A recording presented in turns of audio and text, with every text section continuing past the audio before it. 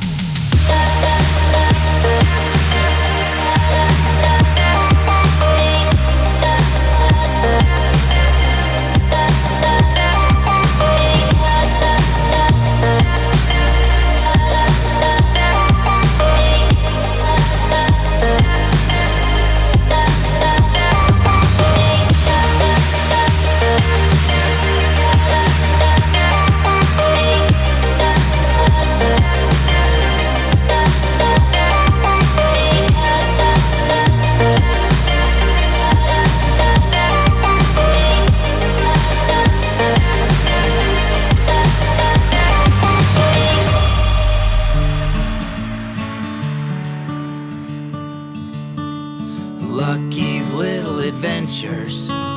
Lucky's little adventures. Lucky's little adventures. He's having them at camp today.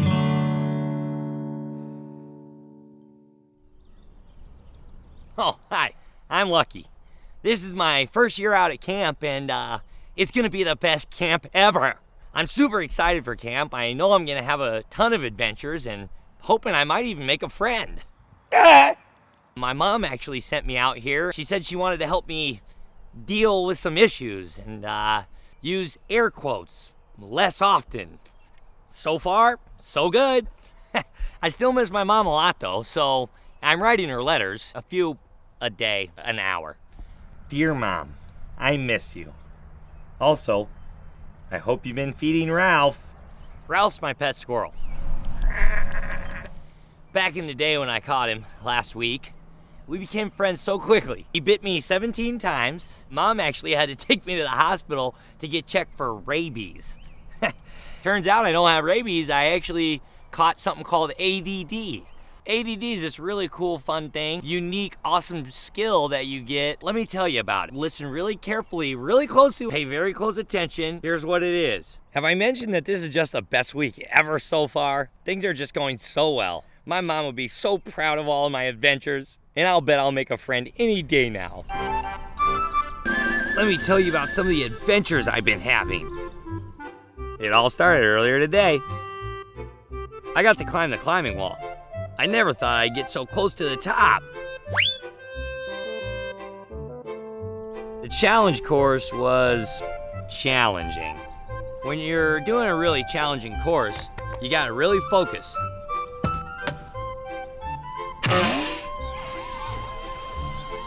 Sometimes it's kind of hard though when the tire's not as big as you are. When you're doing the trust fall by yourself, you really have to trust yourself. I played a tree in a game of chess. I didn't know he'd be so good. He's actually a stinking cheater. I got a little bit upset.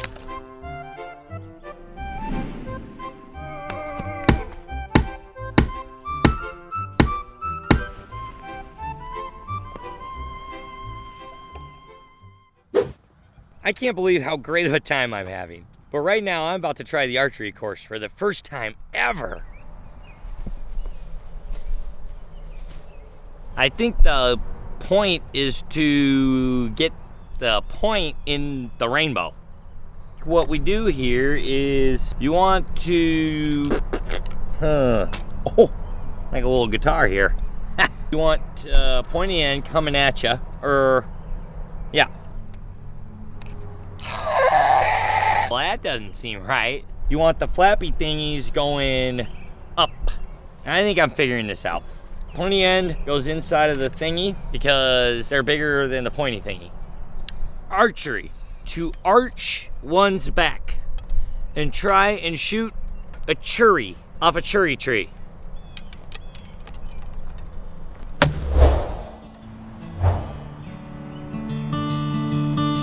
The arrow went up and flew a while. Lucky missed by thousands of miles. It went around the world and it didn't bend. Then it came back around and struck his rear end. Well, Lucky's little adventures. Lucky's little adventures. Lucky's little adventures. He's having them at camp today. Yeah, he's having them at camp today. Welcome, Maranatha friends and alumni. I hope you enjoyed that little clip of Lucky's little adventure. You know, sometimes we just need to smile and laugh during a time of crisis like this. And that's what I hope our time together tonight is all about. Enjoying what God is doing and has been doing over the last 8 decades at Maranatha Bible Camp in the lives of people just like you. I'm excited to bring tonight a program about our annual Spring Fundraiser right to your living room and right to your mobile device and screens, wherever you are. You know, normally we'd be right here and I'd be sharing with several hundred camp friends at an actual banquet where we'd be hearing live testimonies and stories of God's work in people's lives. We'd be enjoying wonderful food together and celebrating Maranatha. But this year's a little different. But I'm still very excited to be able to share with you a program celebrating God's faithfulness through Maranatha Bible Camp. You know, we're rolling into Maranatha's 83rd summer, and we've seen a thing or two, borrowing that phrase from a Farmers Insurance commercial. Founded in 1938, while the effects of the Great Depression were still being felt. Even during World War II, this property right now that Maranatha owns was purchased at that time. And the ministry had to deal with the effects of culture at war and post-war. Multiple floods have significantly impacted our property here over the last 8 decades. And a matter of fact, in 1983, we had to cancel our programs for that summer because of a great flood of 1983. I was 6 years old at the time and remember that. We've had catastrophic tornadoes. We've had economic downturns and recessions. In 2009, we had an H1N1 virus that prevented many campers from getting to camp that summer. And now, the effects of the coronavirus. And many of you have reached out and you've asked, how is Maranatha doing at this time? How will this crisis impact Maranatha at this time? And I want to thank you for your genuine concern and care. I've had to remind myself that Maranatha is so much bigger than me, so much bigger than our board of directors, so much bigger than our alumni and camp friends. This is God's ministry, His ministry to sustain and see that we endure through this time. In our program following, you're going to hear inspirational stories of lives that were impacted, whole generations of lives that were impacted through the ministry of Maranatha. We'll hear from a young adult sharing her personal camper story, and I'm sure so many of you will be able to relate. I wish, a matter of fact, that we could have many of us here sharing our stories with one another in person. We have this obviously as a Facebook Live event, and you can feel free to comment during the program tonight with maybe a memory or something that you'd like to say that's encouraging to Maranatha and our friends at this time. And finally, we'll conclude with an invitation to give generously to the purpose of Maranatha Bible Camp during these trying times. For Maranatha is a sacred place, right? You've experienced it yourself. A sacred place to get away, quiet down, hear God speak, and make life-changing decisions.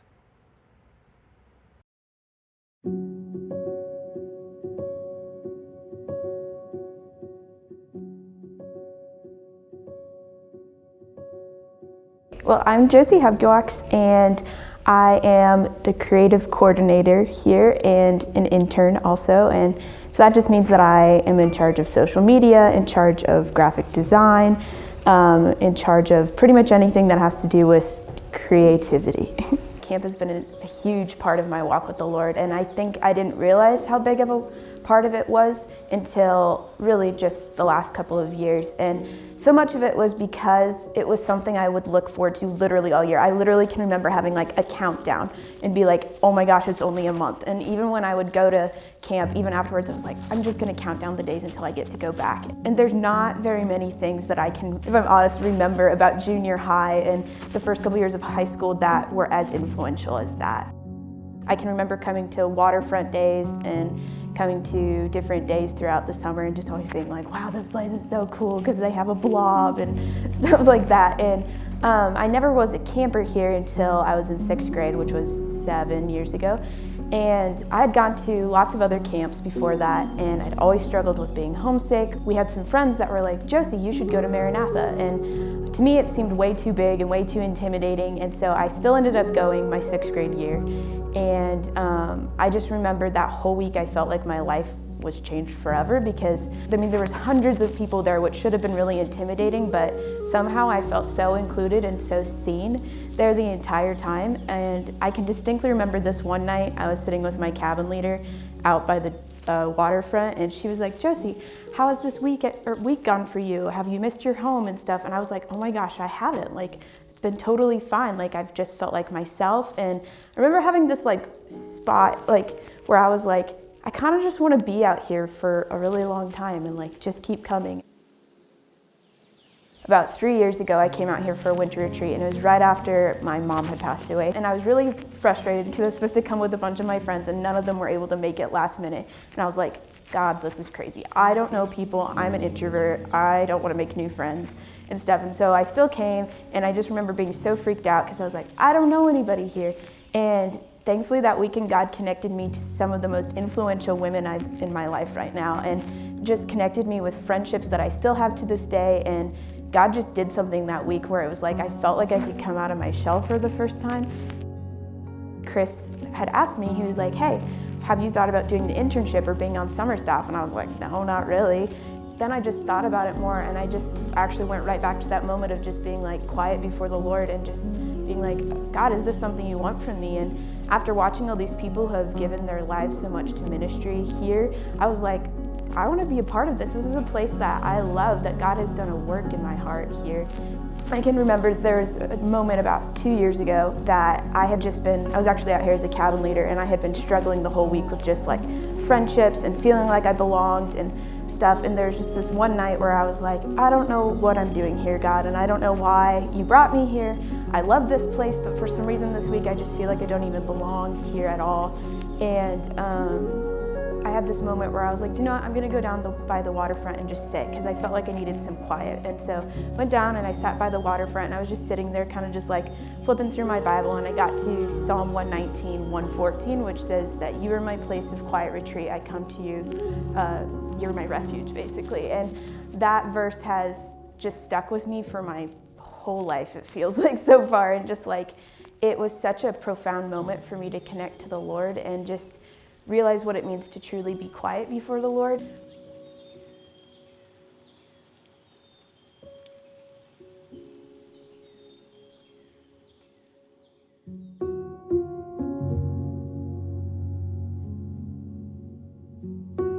Good evening. My name is Paul Knott. This is my wife, Betty. And we serve the Lord at Hastings Berean Church in Hastings, Nebraska. We've been here about 17 and a half years, and before that served about 13 years in Newman Grove, Nebraska in a non-denominational church. So we've been in full-time ministry about 30 years. So when I think about my involvement in Maranatha Bible Camp, I have to admit it goes back a long way. I grew up in Haxton, Colorado. We attended the Berean Church there, and when I was going into third grade, I had the opportunity to go to Maranatha Bible Camp. I remember staying in a little tiny cabin, and I remember being impacted that week. And then I went home and shared with my family about what I'd learned, and the next year my dad came with me. His name was Albert Knott, and for 8 years, he served as the music director for the grade school camp. He was a music teacher at the elementary level, and he liked to devote 1 week of his summer to ministering at Maranatha. He tragically died of Lou Gehrig's disease when he was 43 years old. And one thing I remember is that after he died, that following summer, we came to Maranatha, and in honor and in memory of him, we gave some Maranatha Melody songbooks to be used in the chapel. I was able to pick up one of these a few years ago at Maranatha and took it as a memorial of, really a memory of what my father had done and his ministry at Maranatha. And so we counted it a real privilege to give this songbook that had songs compiled by Eugene Clark that was used for probably several years in worshiping the Lord at Maranatha. So my dad's fondness for Maranatha was very deep. I remember him coming even one time to help on a work day with our pastor, and he went out on the lake, and the pastor and he somehow tipped in the canoe, and it was quite a fun thing to watch. My friend and I, the pastor's son and I, were in another canoe, and I guess I'll never forget that memory. So there were a lot of good memories that my dad had of Maranatha, and he had a real heart for that. But it wasn't just my dad that was impacted by Maranatha, it was me. Certainly my first year I was impacted, but then I ended up coming 8 years in a row to Maranatha until my junior high years. And I can remember learning a lot about God's Word. I remember being inspired by hearing missionary speakers. I remember memorizing lots of verses, being involved in quizzes, and doing all kinds of fun things, enjoying the sweet shop and all of the things that went along with my experiences there. But I think of all the things I remember the most, it was that I made some significant spiritual decisions at Maranatha. It was at Maranatha where I really made the decision and said to the Lord, "Here am I, send me." I was willing to go wherever he wanted me to go, to do whatever he wanted me to do, as I look forward to serving him as an adult. And I think that's one primary reason that I'm in the ministry today, is because of the decisions that I made at Maranatha.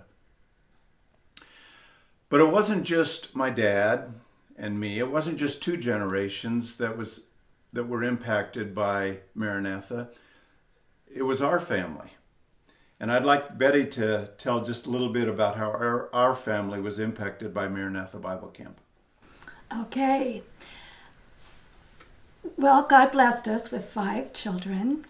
Our oldest son, Jason, lives in Lincoln, Nebraska with his wife, Melinda, and their 2 children, and he is a pastor of the 20-somethings at Lincoln Moran. Josh is our second son. He lives in Athens, Georgia, with his wife, Carmen, and their 2 little boys, and he's an emergency room doctor. Caleb and Michelle live in the San Antonio, Texas area with their 4 children, and Caleb is a full-time sound engineer at Oak Hills Church. Our daughter Tiffany married a wheat farmer from Meade, Kansas, and they have 4 children. And then our youngest daughter, Brianna, recently married, and they live in the Raleigh, North Carolina area. She is completing her final year of residency in family practice. So our family's involvement in Camp Maranatha was when Jason was just to begin his junior year in high school. That summer he applied for a lifeguard position on the summer staff, and I remember George Teague being real hesitant to hire him because of his age and his lack of experience, but camp was in need of lifeguards, so he was accepted. He had a very meaningful year that he was influenced a lot that summer, and he just loved it. So he went back the next summer, and if I remember, the following 10 summers after that, there was a Knott kid, one of our 5 kids, on summer staff as a lifeguard. All 5 of them had great experiences there. They made many life-changing decisions. They had developed some great friendships and with their Christian peers, had great relationships with them, and even the adult staff had a lot of influence and impacted their lives a lot. Our third son, Caleb, returned to Camp Maranatha as full-time staff in 2008 and remained there until 2014. And so their family was very impacted too by camp. It was very informative years of their lives. 3 of their 4 children were born in North Platte. So I just would like to thank Camp Maranatha for the way they have positively influenced our family, and just I've been very thankful for all the opportunities and experiences we've had there. Thank you, honey. We really are blessed. 4 generations of our family have been impacted by Maranatha Bible Camp. My dad, me, my wife to a limited extent, our children, and even our grandchildren, some of who lived there for 6 years. So we are very grateful for camp's influence, and I just have to say that camp's influence continues to impact me. I've been there to numerous meetings, pastors' conferences, Berean fellowship conferences, and every time I go back on the camp grounds, it seems like I'm reminded of some of the decisions I made clear back in those days many years ago when I was trying to figure out what I was going to do with my life. So we indeed are grateful. And I just want to encourage you. I know this is a season of considering donations to the camp. This is a fundraising effort that's taking place here in the month of April. And I just want to remind you that Maranatha Bible Camp has impacted our family and continues to impact many other families. I would consider Maranatha to be a good investment. So as you prayerfully consider how you would want to be involved in supporting the work of the Lord, I would consider Maranatha as a wise part of your investment for eternity strategy. And so we will be eternally grateful for the impact that Maranatha has made on 4 generations in our family. And we pray that that impact continues for many years to come. And for all this, we simply say, to God be the glory, great things he has done. Thank you.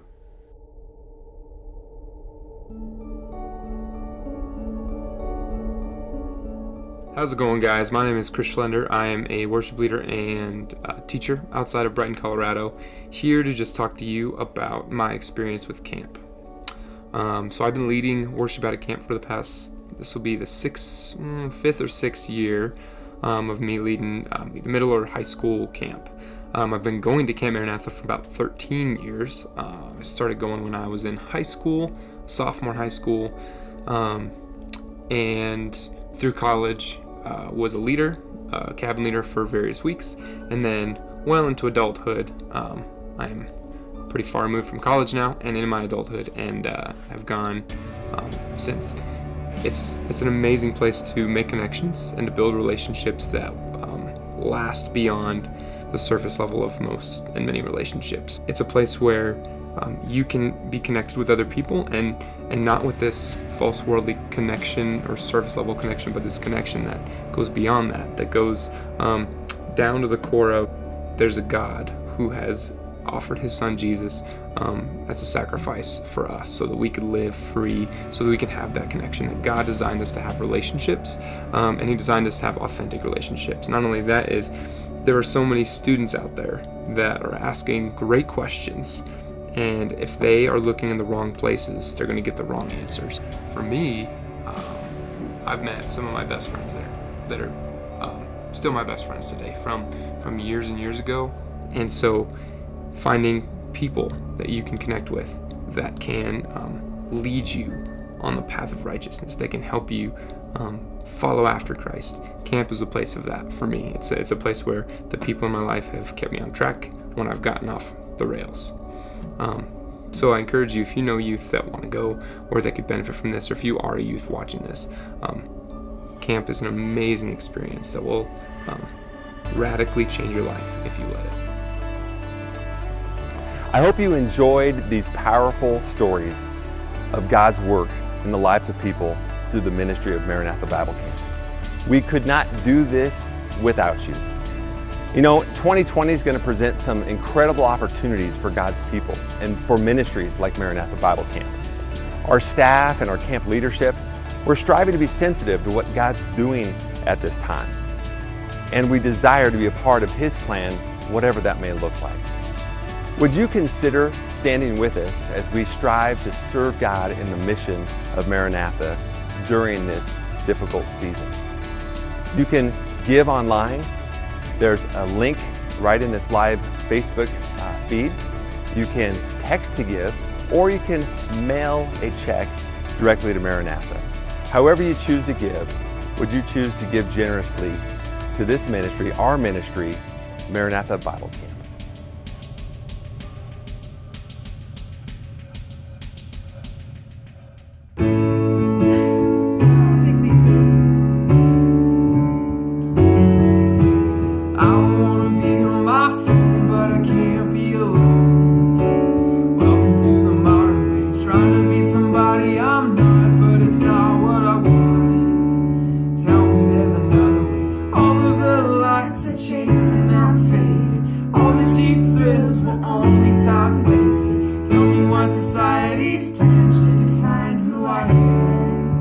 Surely there's a higher way. All of my best friends are sick of pretending. We want the truth. So much is missing, so give us the real thing. I know it's you. Na na na na.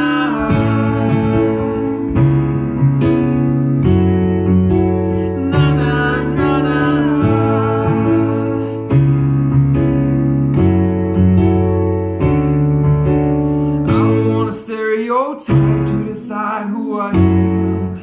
It never knew me anyway. I'm always trying to find the next high, cause the high never lasts. I will go another way. All of the lights are chased and now fading. Doing what is right, the times they are changing. Tell me why society's plans should define who I am. Surely there's a higher way.